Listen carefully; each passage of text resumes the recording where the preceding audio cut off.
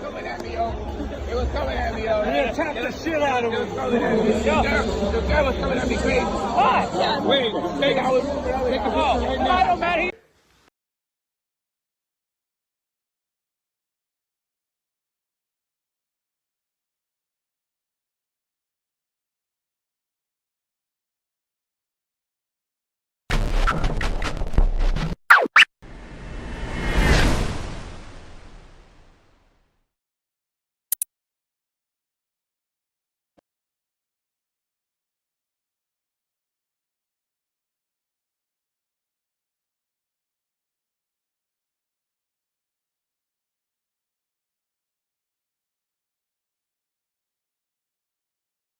On this team, we fight for that itch.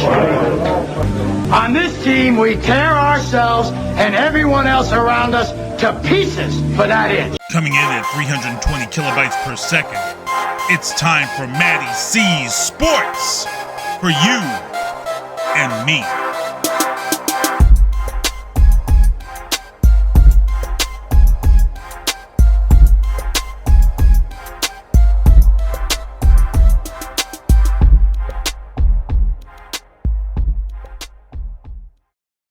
All right, everybody, MattieC Sports for you and me. I got special guest here. You might as well just have a plaque in Memorial Hall. I mean, you're there 100% of the time. Andrew, the Gladiator, Valdina. How you doing this afternoon, bro? I'm doing good, man. I'm doing good. How are you? I'm all right, man. So, got a big pro debut, man. How does it feel switching from amateur to pro? It's good. It's I really don't see too much of a difference. I mean, if anything, it's more of a fire under my ass a little bit to just another form of motivation and drive to get me going. But as an amateur, I was treating all my fights like I was a pro anyway, you know. So there's really no big differences besides I've been drilling a lot of like knees to the head and a lot of elbows and stuff now too on pads. But other than that, there's not much. Now, was there like a decision, not just for yourself to go pro? Like, did you like kind of get suggestions from people like, Joe Lozon or anybody like that? Yeah, Joe Lozon definitely really tried to nudge me into the direction of going pro. I obviously had some people, teammates and friends, whatever, maybe, and they were trying to tell me to take a couple more as an amateur and stuff. And, maybe that would have been beneficial, no doubt. I think you should take as many amateur fights as you possibly can. But Joe is definitely the lead guy that really swayed my decision to go pro. And what really did it was he texted me like right after my last fight, which was when I fought Siegfried. And he goes, listen, you're ready for the pros. And he sent me his tapology, his fighter tapology. So I clicked it. He goes, scroll down to my amateur record. And he ended his amateur run 4-3 as well, coming off a loss. And then he goes on to be a UFC legend. So for him to send that to me, that immediately, got my spirits higher and stuff after the loss. And it really just put things in perspective. Like, this is not, this failure is not final. And I know that who I am as a fighter, and I know I'm going to come back in the pro ranks and just fucking make a tear on that scene. So I'm ready to go. And I have to say, and I've known you since 50. Yeah. Well, not spectator wise, this wise. So, I mean, when I saw you against Arthur, I was like, this kid's special. I mean, that fight I think that was one of your best amateur fights I ever seen. I was like, this kid is like something else. And I absolutely 100% agree with Joe Lozon, because Joe wouldn't put you in a situation for failure. He's helped some of the best people out there. I mean, that gym is well known around here and around everywhere. So I'm glad you went pro, because then I can see you later. I don't have to see you in the beginning of the friggin' thing.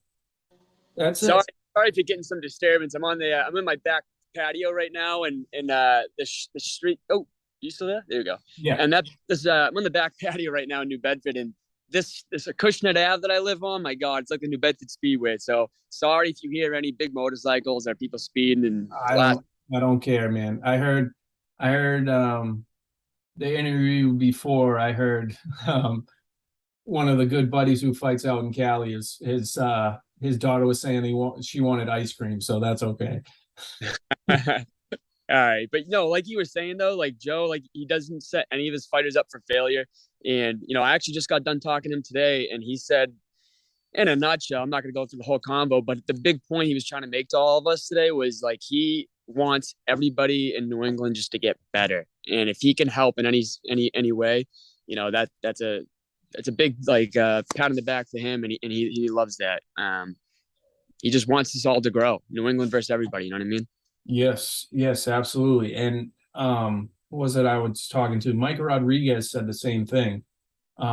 He said, we don't need to be against each other. We need to stick together in this situation. And I totally agree. I mean, there's a lot of big time guys coming from out of here. Like Don Shane has just fought, Billy Goff, the list goes on.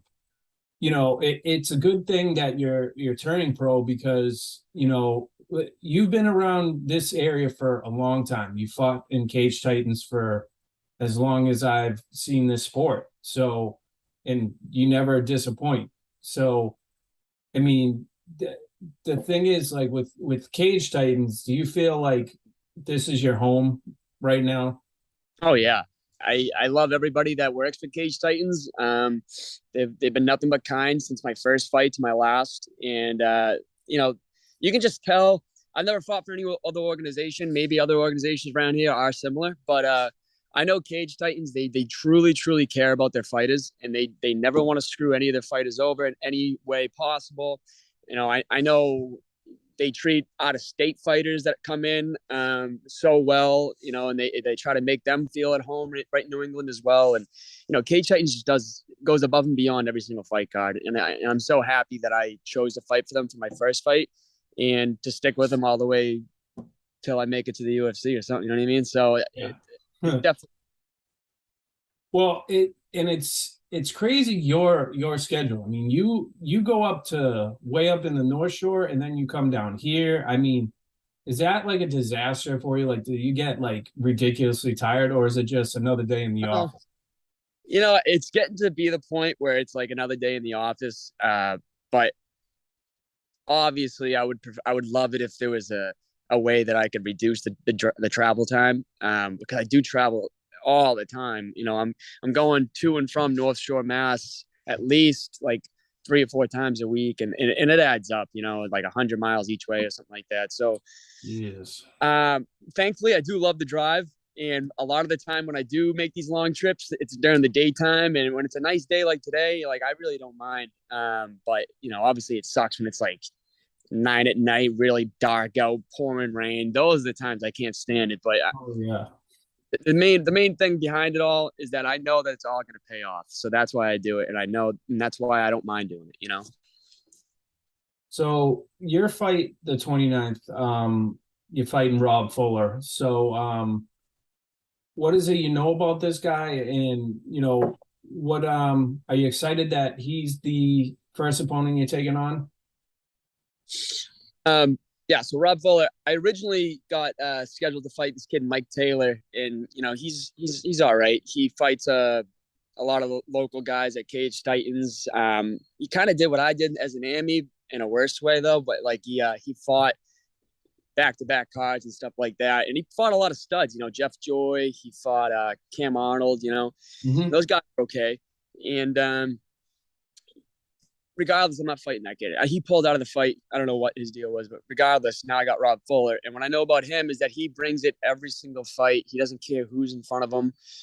And I like to say I'm a little bit similar like that, just a little bit more refined. And he's I'm ready to put him out. I like him as a guy, as a dude, a friend of the Cage Titans family type of friend. But and I'm sure he might feel the same way about me. Regardless if he does or doesn't, I'm going to go put him out cold, and we're going to have a beer together after, hopefully. But I know he brings the heat every single time, and I'm going to bring it right back to him. And I mean, for you, you got a lot of family support, which I respect. I mean, your dad's at every single fight, and he's even there when you aren't fighting. Yeah. So, and he likes to have a few beers at Second Wind with buddy Pico. Wow, you know all the deets, don't you?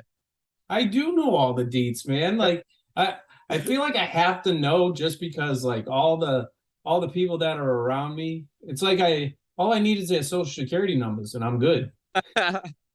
That's hilarious. That's funny that you know all that stuff, dude. You're doing good at your job then, clearly. Yeah, well, I mean, I see the respect you and your dad have together. It's like your secondhand man there, and you know, not a lot of fighters have that type of deal. So, does it give you more like energy that your dad's always there? Yeah, I mean, so for all my fights, my dad and my entire family's always been there. Thankfully, my whole family is huge, and I appreciate them so much. They help me out more than I could ever ask for. When I'm getting ready for fights, and I owe so much to all of them, and I can't wait to repay them when I finally can. Like it's unreal. I'm very very lucky. But as far as my dad goes, yeah, he's my best friend. He really, really is. I'm not just saying that. Like we call each other multiple times a day, every day. I just got off the phone with him before this interview here, and he's just the biggest supporter. He's just one of those guys. And he actually just had a birthday like last week. So if you see him, shoot him a happy birthday, huh? I will. The 29th, I will. I'll say, tell your son to hook me up with that shirt. Hey, that shirt's coming to you on the 29th. I'll see you there. It's a fabulous shirt. As you can see behind me, this is Valdina's pro debut shirt. As you can see now in front of me, yes. Oh yeah, It's glorious. I gotta yeah. I gotta find a hat that matches it. You know me, I'm well known for the hats, switching them all up all the time. Oh yeah. What's that one say? Dad bod? I like it. Yeah, they represent. So 10% off. Go to dadbod.com if you're a dad or whatever. But yeah, I mean, you even have the locals around here supporting you. Like I said, Pico made a beer for you. Yeah, that was sick. But dude, Pico does a good job. You know what? Pico does a great job. Those things taste unreal. I know. He says he's in the process. I'm waiting. Okay. Well, here for you or something? I think he was on Peter's beer. Peter Barrett? Yeah. Oh, okay. He needs to start selling it. Honestly, though, he'd make a killing, I bet, especially in the local scene, all these different fighters' beers and something like that. Yeah. Are you excited for any other person on the card? So I got two teammates fighting. I got Pat Gilbride and I got Marty Davis. And actually, we have Jack Collington as well, but he's more so out of Lakeville. But I mean, of course, he's a family friend of Lozon's. But I saw them. I saw them all this morning. Today was our last rounds, at least my last rounds. I don't know if they're gonna spar again, but they all look sharp as hell.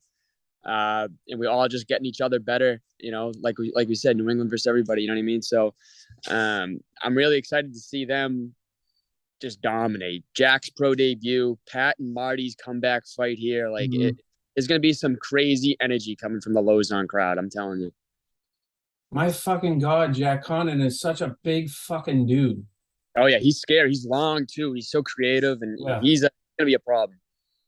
Like he doesn't talk a lot of shit, but he could share back that shit up, man. I was like, oh yeah. When I first met him, it's like looking up at Jesus. I was like, holy fuck, you're a tall dude. Oh man. Yeah, he's got some height. But yeah, is Joe coming in your corner for your fight? Joe Lozon? Yeah.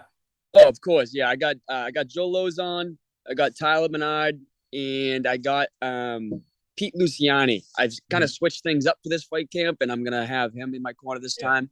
And he's been really helping me out in the striking department. Tyler's a fucking nut, that dude. Yeah, he is a nut. I live with the kid. He's got the pimp beard with the crazy ass hair. He tried to rock a mullet for a little bit. I don't think he's gonna go back to it, but it looked okay. Oh, that was one of my things. I was gonna ask you. Why the fuck did you get rid of the mullet, man? Why? Just why? Why did you do it? I felt like I just, summertime was there, and I felt like I needed to like a new me type of thing, whatever. Now I kind of miss the mullet so bad. Everyone always asks why the hell I shaved it off, but I kind of got like I gotta get a haircut. But right now I'm rocking like a little bit of like a mohawky type thing. I don't know if you can There see you it. go. All right, But there's still some flyness to it. yeah, it's got a little something, something. You know what I mean? And then I got to clean up the beard a little bit, whatever you want to call this. But I'm gonna rock the mustache with just the strip right here, and we're gonna call that. Actually, you should go with the Tyler style and just do this and none of that. You'll be all good, bro. Listen, I can't grow facial hair like that kid can. This is the most I can go right now, but it's gonna come in. It's gonna come in. I need a beard like yours. Oh, it's funny that people say that because I look like something. I won't say what they say. But like there's a stage to it, man. There's like, okay, this is like you're a normal guy. Then it's really itchy. This sucks. And then like it swings back. The only problem is if you're eating like ice cream or something, you gotta like eat like this. You gotta I see Kyle's like the biggest junk food eater. So like anytime like he was getting ready for a fight, actually, the fight on October 29th. Yeah. But couldn't find an opponent. I don't think anybody wanted to fight him, whatever. And but he was dieting like for the first time ever. Like the kid doesn't diet. He eats the worst food you can imagine. And sometimes he probably tries to like hide that he ate something or something, but his beard shows that what he ate. So I'm like, oh, what you got in your beard right there? And he's like, oh. What you got there? Some cheese balls or something or what?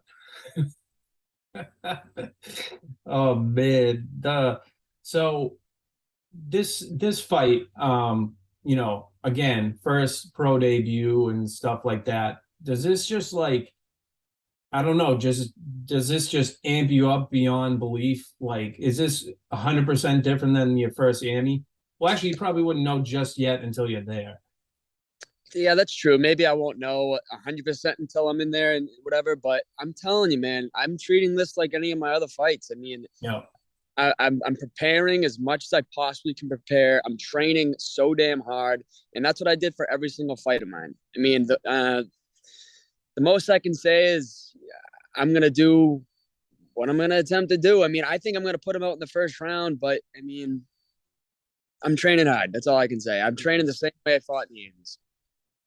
And tell me, you got to tell me where I Got a Name came from. So my first fight ever, I walked out to All the Lights, and by Kanye, like all of them. Yeah. Yeah, it's a good song, good tune, got the crowd going, whatever. But that's the thing. Like I was like, oh, I want to get a song that's gonna get the crowd going so hard, like people will love that. And it did, whatever, it did the trick. But then I lost in an awful fashion the second round. And I just felt like that whole first fight, from the walkout to the way I wanted to fight and everything, it wasn't for me. It was more so what the fans wanted to hear, what the fans wanted to see. So I completely turned that around for my second fight. It was like, all right, what's going to get me going? What's going to get me motivated? I don't give a fuck what the fans want to hear. I Got a Name speaks to me, man. And my dad kind of gave me like maybe you should walk out to I Got a Name. That's a good tune. So I locked it in. And ever since then, I love it. I think it's almost like a Valdina staple at this point, because everyone kind of is getting to know that song a little bit more because of me at Cage Titans, at least. And, I hear Andy commentating after I watch my fight saying like, oh, here comes the iconic I Got a Name. Valdina's walking out. So I love it. I think it's my song, Pretty much, I think it's me, you, Pico, and your dad that definitely know that song. Yeah. The real ones know. Yeah, the real ones know. And that I put a story, if anybody doesn't know, I put the story up and I put pretty much the chorus of Moving Me Down the Highway. That's the part that gets me in that song. Yeah. Moving ahead, so pass me by. You know what I mean? Because you do as you got to do, and a big part of that song and the lyrics we're really gonna dive into. I got a name. All right. It's there's this one part that goes, if it gets me nowhere, I'll go there proud. And that's honestly, like, as much as I want to be the best of the world, UFC champ, at the end of the day, I'm doing what I love to do. And if it gets me nowhere in this sport, I'm still going to go there proud. I love doing this more than anything. And even though I have expectation to get to the UFC, if shit happens and I fight the Cage Titans for the rest of my life just at Plymouth Memorial Hall, I'll still be happy as a clam. You know what I mean? Still a badass at Plymouth Memorial Hall, I have to say. Still. Thank you. So I don't know, man. This one's a pretty hyped up fight. So I will actually call out Mike Paul Vea right now. Andrew Valdina fight should have been a fucking co-main. It should have been a co-main event. And I'm only gonna say, just because you're a seasoned veteran at that place, it's your pro debut. It needs to happen. It should have happened. But Mike, I love you, but I think that should have been it. I appreciate it. I you know what, if I was the co-main, I bet you we would have had a lot of people staying to the end and all that stuff, and you know, we would have had a lot more retention in the hall. But I don't know who the co-main even is. Whoever it is, I don't either. I'm sure whoever it is though is gonna, you know, bring the fire. And you know, people at Cage Titans, Mike Polver and all of them, they know what they're doing. So you know, maybe I'll build myself up to that co-main. Well, what's funny is, it's not funny because for me, like, you know me, I cover all the events and I stay there till 1 o'clock in the morning or whatever. Right. And you know, Cage Titans 50, it was cold as fucking shit. And the shit didn't end for a long while. But like for this, like the people come just for the event. I understand. But what happens is that like last fight when Giannetti fought Trevor,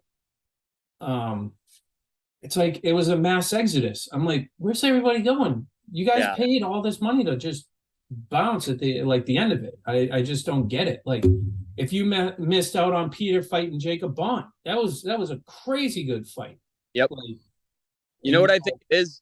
I think as because it's a local scene type of fight right now in the regional scene, whatever. A lot of these, not all, there's definitely some loyal MMA fans that stay right to the end, and that really just they love a good fist fight, you know. But there's definitely tons of people that just buy tickets for their local fighter that they want to support, whether it's a family relative or just a really good friend, whatever. And they're content with leaving right after they bought the ticket for the fighter that they're going to see, you know. So I get it, but they don't know what they're missing out on if they really truly love fighting. You know what I mean? Because these main events, they don't just throw anybody in there. You know, Peter Barrett, Jacob Bone, like you said, that was a firefight, and I hope there was a good amount of people that witnessed that. And the same with the Giannetti and Goody fight. Yeah, exactly. And we got Zach D. Sab's the main event. Yes, him and Aaron Lacey. Yeah, I mean, they both bring it. I'm looking forward to seeing them both scrap, and I'll be there to the end watching that one. I have no choice, but I since 50, I've gone to every one. I've met some good people, including yourself. You know, I started out with just meeting everybody, and you know, there's people like Peter who inspired me to, you know, into this game. You know, Lionel, you to an extent in, you know, your fights and stuff, and then introducing yourself to me. It's just, the list goes on. It's like a family there. And it's like Mike makes it that way. He makes it so the interviewers are okay. He makes sure that the food vendor is okay. Everything. Like, and that's what's cool about Cage Titans. And Andy's funny too. He's like, hey, how you doing? Like, type of deal. Yeah, Cage Titans' best show in the region, man. I can't say it enough. And it brings back all the guys, you know, they fought in the UFC, they fought Bellator and stuff like that. Like, you know, the Joker came back, Don's come back, like all these guys come back to support everybody. And that's what the cool shit about this is, you know. But I can't wait for this one, man. This is gonna be an exciting one. So, do you exactly know where on the card you're at? Like, oh no, you're after the Amis, aren't you? Yeah, I have to be after the Amis now. No, I mean like you're the first fight after the Amis. Oh, I very well could be. I mean, that sounds about right. But I'm not sure. I think I tried to look at the fight card on the Cage Titans website, but they haven't updated it. It's they only have Zach DSAB as the main event, and there's no other fights listed. Yeah, but it's like it's like Tapology, man. Like you just don't know. Yeah. So I mean, I'm gonna be content with wherever the hell I am on that card. I've fought very early before, and I fought very late before, so I'm sure I'm somewhere smacked in the middle somewhere. So doesn't matter to me. And I have to say, I'll have this question for you. Why was I interviewed with you after Chris from Caged In? Why? I mean, Cage. Time out. Chris DiCarlo, I do have to say, Caged In. As much as I love your podcast, I'm so gracious for you having me on. I love what you do. You do an unbelievable job. I swear, I really do. No, I know. Chris was very gracious, and he sponsored me for this fight. And I had to give him some first take, yeah. You know? I do love Chris too. He's a good shit. He's I always see him at the fights and we shoot the shit. So Caged In, you're like teammate to me for sure. Oh yeah, he's a good dude. He knows what he's doing as well. All you guys are doing an unbelievable job with the podcast and all that. So keep it up. I mean, we're trying. Well, I think I think I got a new scheme here with throwing your logo out. So that's a good touch. No other podcasts have that going. You know what I mean? So maybe each fighter you throw a new logo on the back or something. That'd be pretty cool. Depends if I fucking like you. You could just be another interview to me. That's hilarious. So, Andrew, I can't thank you enough for coming on the show. You're always a good time to talk to and shoot the shit. And, you know, the Gladiator is the badass you are. So can't wait for October 29th. Follow Andrew Valdina on Instagram. It doesn't disappoint. You see him flipping off fucking Arthur Mupofu, and I would flip him off if I FaceTimed him. But shout out to you, Arthur. You better fucking call me at some point. Yeah, get Arthur on the stream right now. I'll give him a nice one. But hey, thank you very much. I appreciate it. You always try to reach out when I have a fight coming up and all that. So you're a good dude, and I'm happy I came on here. I always represent the Valdina crew for sure. But Andrew, thank you, and everybody. This is MattieC Sports, October 29th. Come check out Pro Debut right here. Valdina does not disappoint. So yeah, everybody have a good day. Can I really quick just shout out my sponsors on here? Absolutely. All right, it'll be MattieC unofficially. All right. So first and foremost, this is the fight shirts I came out with. There's actually only a limited amount left. A lot of people pre-ordered, whatever. But if you haven't pre-ordered, you haven't reached out, try and see if you can grab one of these for fight night. The place is going to be loaded with them. And on the back is all the sponsors. So just to dive into them really quick. First, shout out to everyone at Lowe's on MMA. Everyone get me ready for this fight. From the coaches to the teammates. I feel very prepared from you guys, so thank you. And shout out to Into Action Recovery. It's a 12-step program that my family founded. It's in Tewksbury, Mass, and helps people suffering with addiction. U.S. Golden Pond, that's in Manchester, New Hampshire. Invisaware. And to dive into that really quick, it'll be basically like, say you have a piece of jewelry like this, and you see some like shady character coming out of a bar at 2 a.m. with you, and you don't have a cell phone or something. You click this little button if you feel really scared or something, and emergency service will come right away. It's a great gift to get like loved ones. Okay. Party Time Rental, that's in Drake, Mass. Pete, the Job Guy, that's down in Jacksonville, Florida. He's a radio broadcaster that has a lot of networking opportunities for job opportunities and stuff like that. McNeil Landscaping, that's out of Drake, Mass. Define Fitness is also in Drake, Mass. Drake, it's my hometown if you haven't guessed it so far. Yeah. Kayla Frazier, graphic design. She's a very good friend of mine. She does all the graphic design work from all my fight shirts and different logos that I create on Instagram. She actually made this one, which is unbelievable. I have many people tell me it's their favorite design so far. So she does an awesome job. Caged In podcast with Chris DiCarlo, like we just mentioned. He's a great podcaster like yourself, MattieC. There is. He's a good guy. Good one. Any fighters that are fighting on the 29th, even though it's creeping up, reach out to him and, reach out to MattieC too. Jennifer's Jewelers, that's also in Manchester, New Hampshire. Patty's Ale House, I'll be hitting that post-fight, and that's in Drake, Mass. We'll grab some beers together, come through. Get Can right. you give me a ride? Oh, come through, man. Okay. And Get Right Nutrition, that's in Drake, Mass as well. I have a lot of Drake sponsors, thankfully. The hometown crew really hooked it up. And that's like my post-workout place. They have a lot of good protein shakes and teas and stuff like that.